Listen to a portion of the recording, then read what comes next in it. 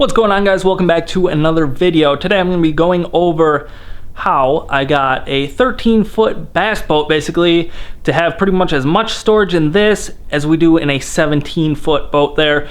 So let's hop right into it. I was going to try to make this video outside today at like an actual launch to show you guys exactly how I have it after a day on the water, but we've got about 40-mile-an-hour winds outside, so that's not going to work. So let's hop right in, like I said, and get to showing you guys my bass boat here.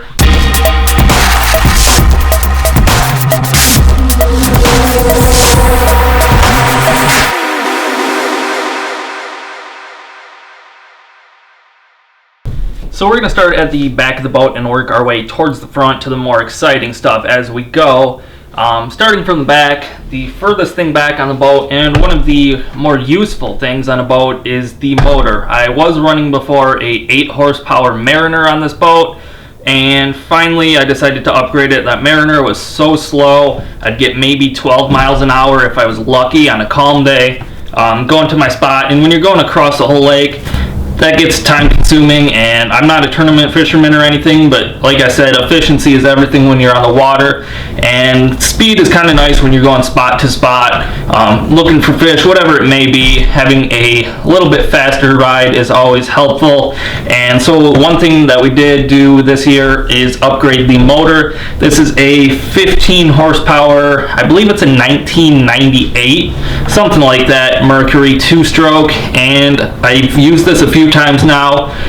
Runs good, and we're getting now about 18-19 miles an hour, which is awesome, so we can actually get to the spots in a decent amount of time.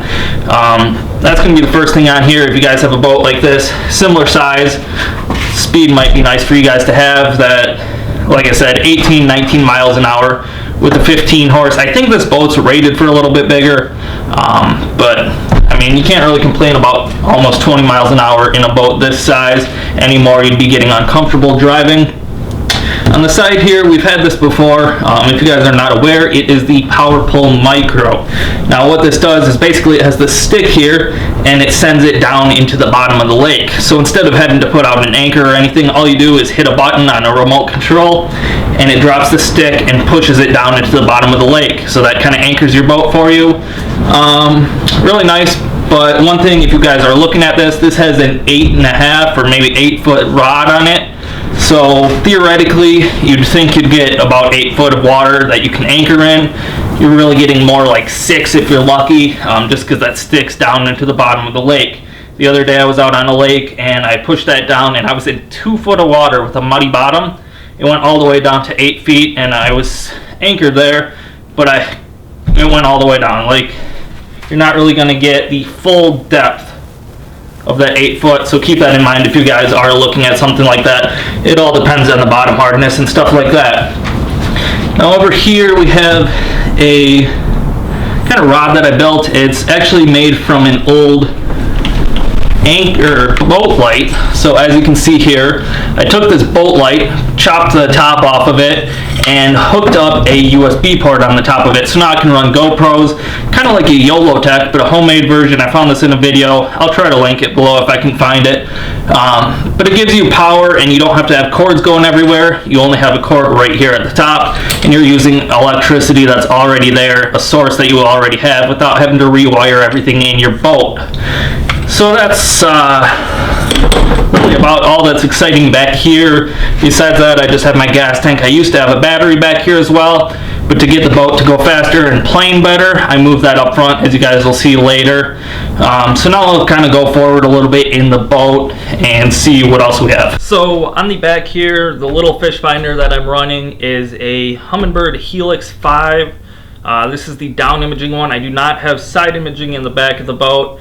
Kind of wish I did. I may do something, an upgrade later on and get a little bit bigger one, but the reason I still have something so small is because I only use this one personally when I'm driving to the spot. And what I'm doing then is basically just, I'm going to a spot I already know, then I can get up front and use a nicer fish finder. I do kind of, the only reason I'm thinking about getting a bigger one is A, you can find new spots when you're going on the lake, driving around, and also then my co-anglers can always have something nicer to use as well. But for now, that's what we have on the back. It's just on a ram mount here. And this is also where I store my little lanyard for the power pole, but nothing really exciting there. And then here we have a lockable hatch, and this is where I keep all of my camera gear. This is just GoPro, stuff like that. This is something new that I added this year. I used to have a chair right here, but it got in the way. I didn't use it much, and I felt that it wasn't worth having there when I could have all this extra storage, so that's what I did instead. And it's also lockable, which is cool. So I got this little Perco lock, wrong way there, and now it's not all the way tight, but it locks there, so that's kind of cool. I can keep whatever I want there. If I wanted to put my fish finders in there, whatever it may be, but for now I store GoPros, cameras there. And in front of that here, you can see, which is something kind of more important to me in my opinion, is the little kind of tool bag here that I have, a little pencil bag. And in there I keep different things like my scissors, tape measure, pliers, hook cutter, scale, just the important kind of tools that you use every day on the water, stuff that you need to have right away, quick access to. If you hook a fish, you get a bad hook, you need the pliers, whatever it may be, it's right there. It's always in the same space, easy to get to, really, yeah, just easy to access, not having to dig through any storage or anything to find it. That's one of my favorite things. Now on both sides of the boat we have basically 2 storage hatches, and on this side is where I keep my fishing tackle. So if we open this up here, you can see I've got a little tote here right now with line in it, so I've got extra leader material, a lot of fluorocarbon basically.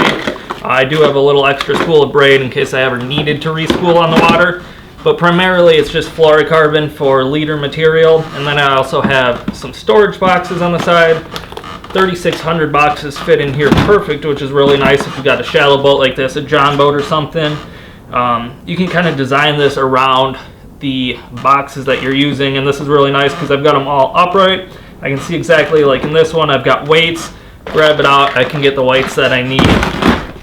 And then on top of that, I also have the rod straps. I've got these on both sides of the boats. Each one you can probably carry about 5 rods in, which one would probably be plenty for most people. I always carry way too many rods, so I've got them on both sides, so I can carry 10, 12 rods at a time, just because I like to have my boat cluttered like that. As we move forward to that second hatch up here, you can see before we get there, we've got a USB port. I added these on both sides of the boats now, which is really nice, so I can plug cameras into. I've just got a short cord going there. I don't have to have extra external batteries or anything hooked up, and these clamp on the gooseneck mounts really nice on the side of this boat. So that's basically how I get power to GoPros all the time. You can also plug your phone in or something, and then we've also got like a light there, which is nice too.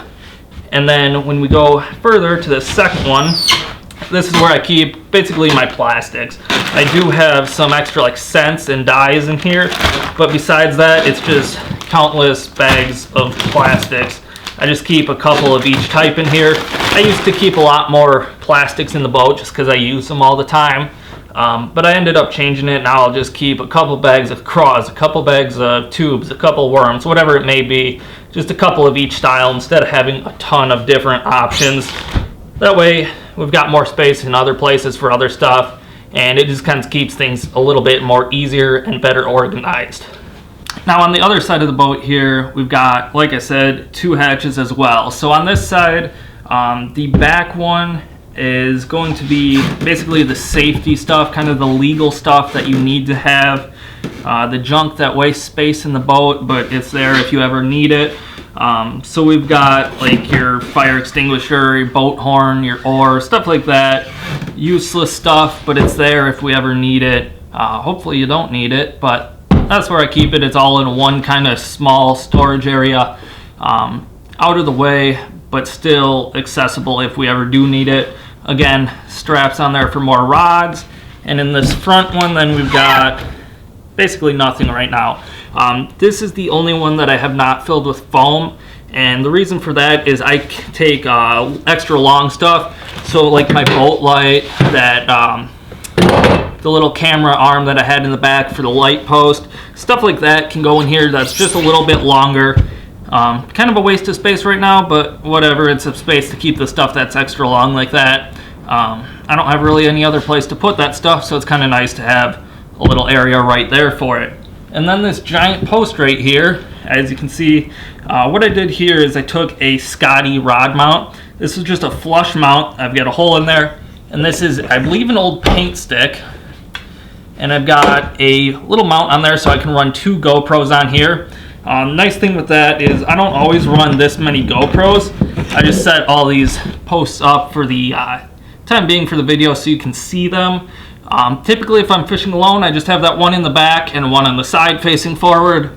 But if I am fishing with another person, this one in the middle is nice because it'll allow me to have a camera facing forward and a camera facing backwards. No people in the way of the other person being on video, and it's just kind of a nice way to have different perspectives. You can see people casting, different things like that, which is really nice. And then I guess I should mention that on this side, as I said, we also have the USB ports over here. We've got a little light, which is nice if you're fishing in the dark, trying to pack up, whatever it may be. You've got lights on the inside, and then this is where I plug in my battery charger. So instead of having to connect to the wire terminals every time to charge a battery, all I can do is just plug a extension cord in right here.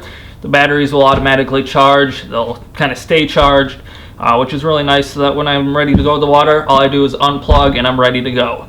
But that's basically going to be the other side. And then up front here, you can see we've got a little lure holder. On different baits I retie throughout the day, whatever it may be. If I'm going on one lake and then I hop to another lake, instead of having to put wet lures into a tackle box, I can just hang them right here. That way they dry off and are still accessible if I know that I'm going to use them.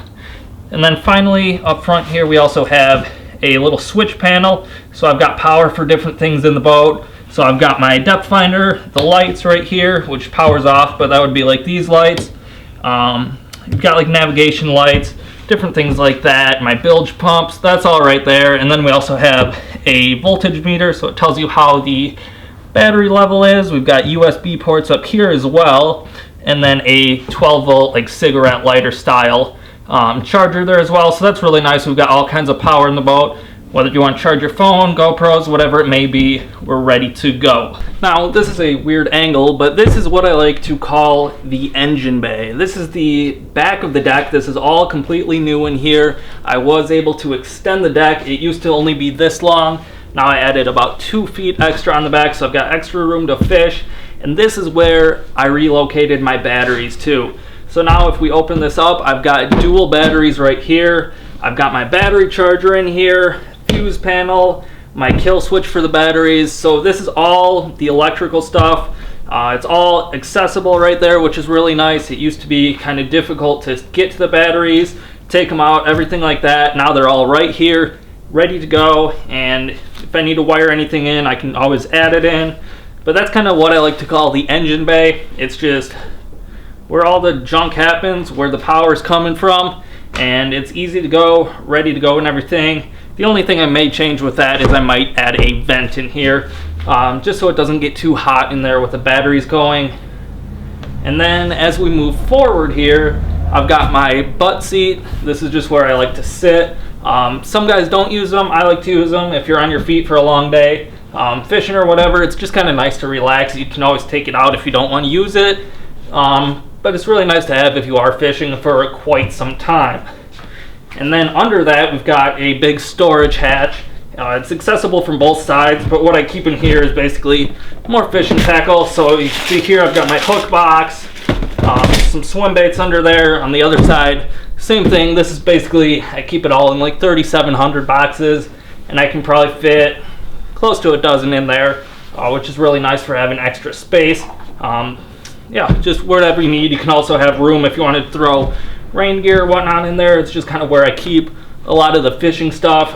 That way I don't have to go interrupt the person in the back of the boat if I am fishing with someone else to get my fishing tackle. This is just a lot of the stuff that I use quite a bit throughout the day. Now the final hatch that we have up here is basically where I just keep life preservers. I've got my throwable and a couple life vests in here.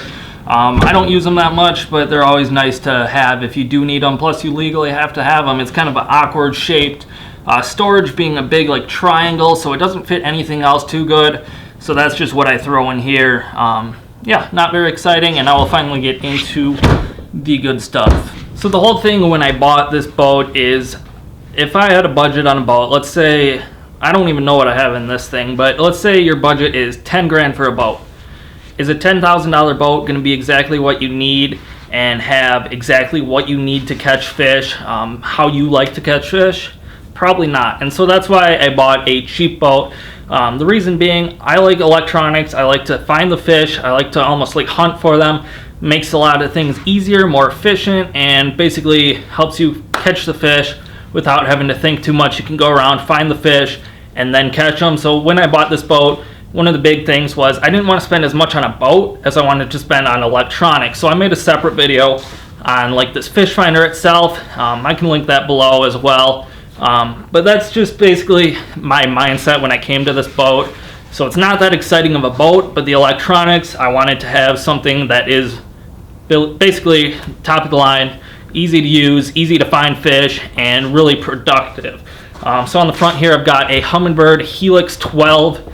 This is the mega imaging unit, so I can see crazy clear pictures. I can see the side of my boat. I can do auto chart mapping, all different things you can imagine. I've got, like I said, a separate video on that. But that's what I'm running up here. And then finally is the trolling motor. This is just a kind of simple one. I might upgrade it someday. The one thing that would be nicer to have is the iPilot, just so I could have that spot lock feature in deeper water where the power pole won't lock you. But this is a Powerdrive V2, and this is a 45-pound thrust, 12-volt system. Probably could fit a 24-volt, but I don't find a need for it with this boat. This thing moves it really good. But that's basically the front of the boat there as well. Now the only real modification I've made besides like the boat itself to the trailer is going to be I added rollers, 2 rollers on each side of the trailer. Nice thing with this is a lot of times I'll fish in this boat alone, so what I can do is quick drop the trailer in the water. I can get out, go on the dock, grab the boat, and drive it right on the trailer. Really simple. Basically, it makes a really easy way to load the boat yourself. It narrows it right on the trailer, right onto that center kind of roller, and makes it a little bit easier for getting back on the trailer alone. But that's a really nice way to get it back on, and that's really the only modification or anything I've changed to the trailer itself. So that is my 13-foot bass boat, basically. Hopefully you guys enjoyed this video. It's kind of a nice way if you guys want, you've got less of a budget, or let's say you just fish a lot of small waters. This may be an awesome option for you guys to build something like this. It's actually not that hard, and it's not that expensive either. So hopefully you guys enjoyed this video. If you did, leave a thumbs up below. If you have any questions, make sure to comment them below, and I'll also leave a ton of links in the description to a bunch of products that are in the boat. If you want to check them out, something you saw you might like, it's all going to be down there, as well as I'll leave a couple of links to videos like the video on the fish finder. So hopefully you guys enjoyed this. Like I said, thumbs up, subscribe. We'll see you guys on the next video.